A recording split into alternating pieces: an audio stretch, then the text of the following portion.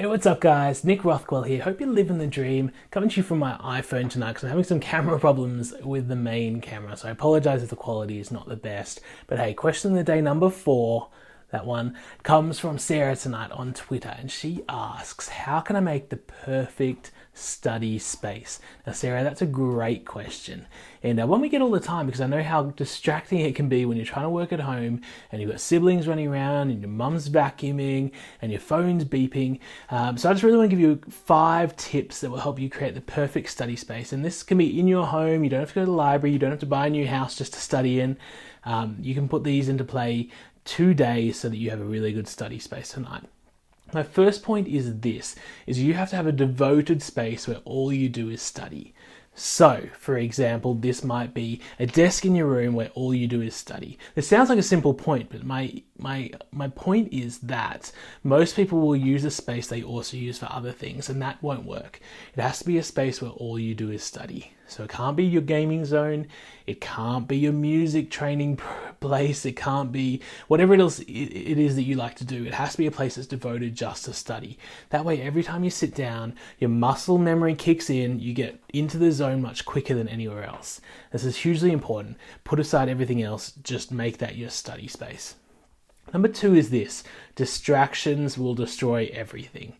You need to find a place that's actually going to keep you in the zone. So where possible, choose somewhere that has no TV, get rid of it. Get rid of your computer. I mean, I know you have to use that sometimes, but when you don't, get rid of it. And make sure that it's a place where you have minimal distractions. Your phone will beep. You'll get Facebook notifications. Just put them away. Try and ignore them so you can get in the zone. You got to think that for every hour of study you do, if you get a call or a text message, even every 20 minutes, let's say, it's going to take you 5 minutes to respond to that, and then like 5 to 10 minutes to get back in the zone. It's going to pull you straight out, spoil all the hard work you've done. So just make sure you're distraction-free as much as possible. Number 3 is all about lighting. Lighting is crucial in studying, because if you have bad lighting, let me give you an example. See, all of a sudden, all I want to do is go to bed, right? It's going to be very hard for me to actually retain any information. So lighting is really important. Choose a place that's well lit. If it's near a window, make sure those blinds are open, natural light coming in. If you're at a desk, make sure there's light in front of you, not just behind your back, because the moment you kind of have bad lighting, your eyes are going to get tired and you're going to struggle to retain content. Number 4 is all about music and sound. I love working with headphones in. I do it all the time. Not even because I like listening to music, but because it blocks everything else out, right? That's the whole key there.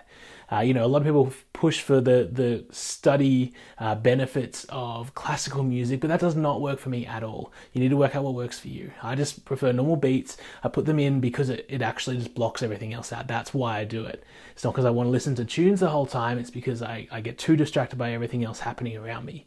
Sometimes I'll be working and I'll realize it's been like half an hour since the last song even started, right? So get some good headphones, put them on, put some tunes on so it blocks everything else out and get in the zone. My final point, number 5, is to clean up after every study session. At the end of your session, put all your books away, put them over there in the corner, and it'll create a sense that you've actually accomplished something that day. That's really important. If you leave them out, the next day when you come back, you're going to find, I need to do this, or I need to do this, and you won't get anything done. Make sure at the end of every session, you put everything away so that you are done and dusted, and you feel like you've kicked some goals. That's really important. There's my 5 points for you guys to create the perfect study space. Hope it helped. I'll see you tomorrow.